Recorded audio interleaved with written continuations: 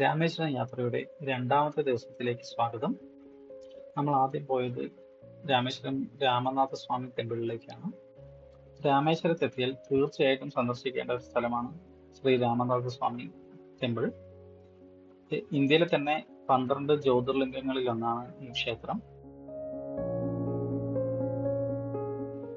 രാമായണ പ്രകാരം രാവണനെ വധിച്ച ശേഷം ശ്രീരാമൻ പാപമോചനത്തിനായി ഇവിടെ ശിവപ്രതിഷ്ഠ നടത്തി പൂജിച്ചു എന്നാണ് വിശ്വാസം. ഈ ക്ഷേത്രത്തിന്റെ ഏറ്റവും വലിയ പ്രത്യേകത നീളം കൂടിയ കല്ലുകൾ കൊണ്ടുള്ള ഇടനാഴികളാണ്. മനോഹരമായ കൊത്തുപണികളും തൂണുകളും ഈ ക്ഷേത്രത്തിന്റെ ശില്പ സൗന്ദര്യം വ്യക്തമാക്കുന്നു.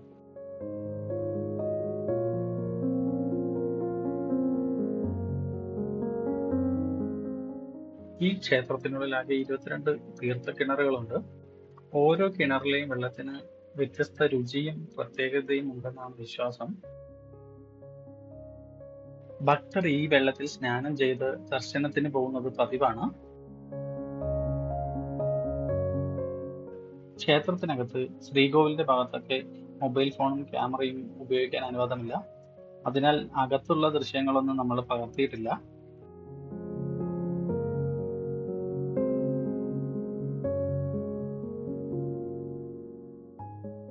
നമ്മൾ ഇപ്പോൾ എത്തിയിരിക്കുന്നത് അഗ്നിതീർത്ഥത്തിലാണ്. രാമേശ്വരം ക്ഷേത്രത്തിനടുത്തായി ബംഗാൾ ഉൾക്കടലിനോട് ചേർന്നാണ് അഗ്നിതീർത്ഥം സ്ഥിതി ചെയ്യുന്നത്. ക്ഷേത്ര ദർശനത്തിന് മുമ്പ് നിരവധി ഭക്തർ ഇവിടെ വന്ന് സ്നാനം നടത്തുന്നു.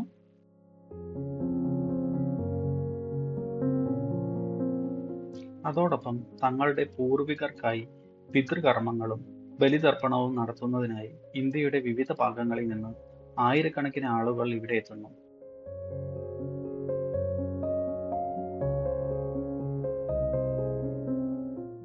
ഈ ചടങ്ങുകൾക്ക് അഗ്നിതീർത്ഥത്തിന് വളരെ വലിയ ആത്മീയ പ്രാധാന്യമുണ്ട്.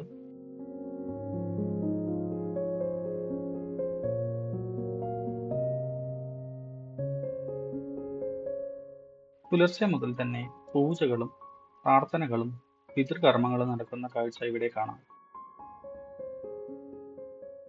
ആത്മീയത നിറഞ്ഞ ഈ അന്തരീക്ഷം ഓരോ സന്ദർശകനും വ്യത്യസ്ത അനുഭവമാണ് സമ്മാനിക്കുന്നത്.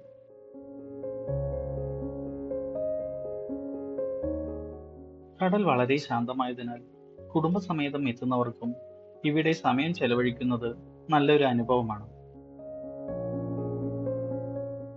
നിങ്ങൾ രാമേശ്വരത്തേക്ക് യാത്ര ചെയ്യുന്നുണ്ടെങ്കിൽ ക്ഷേത്ര ദർശനത്തോടൊപ്പം അഗ്നിതീർത്ഥവും തീർച്ചയായും സന്ദർശിക്കേണ്ട സ്ഥലമാണ്.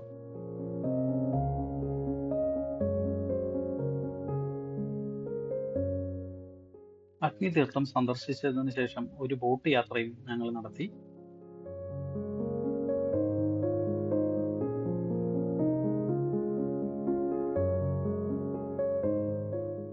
ഏകദേശം 30 മിനിറ്റ് ദൈർഘ്യമുള്ള ഈ യാത്രയിൽ കടലിന്റെ മനോഹരമായ കാഴ്ചകളും രാമേശ്വരത്തിന്റെ തീരഭംഗിയും ആസ്വദിക്കാം.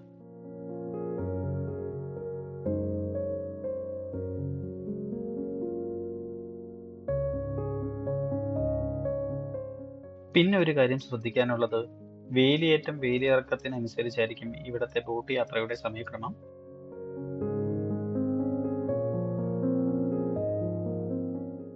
ഞങ്ങൾക്ക് മനോഹരമായൊരു അനുഭവമായിരുന്നു ഈ ബോട്ട് യാത്ര.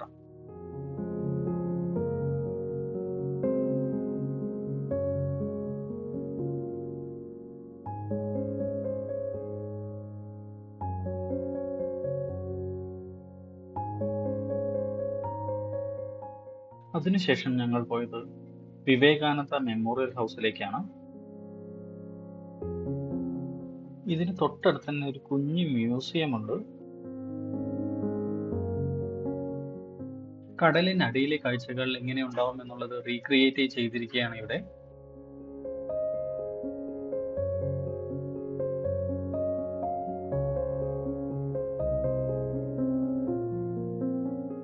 ഒരുപാട് കടൽ ജീവികളുടെ മാതൃകകൾ ഉണ്ട് ഇതിനകത്ത്.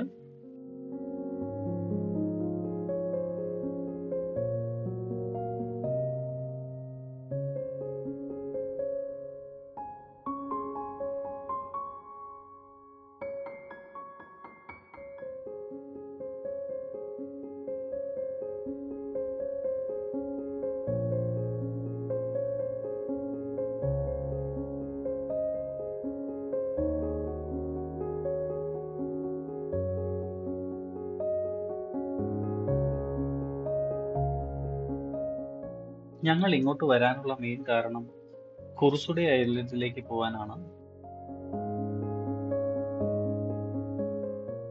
കുർസുഡെ ഐലൻഡ് ഒരു മറൈൻ നാഷണൽ പാർക്കാണ്.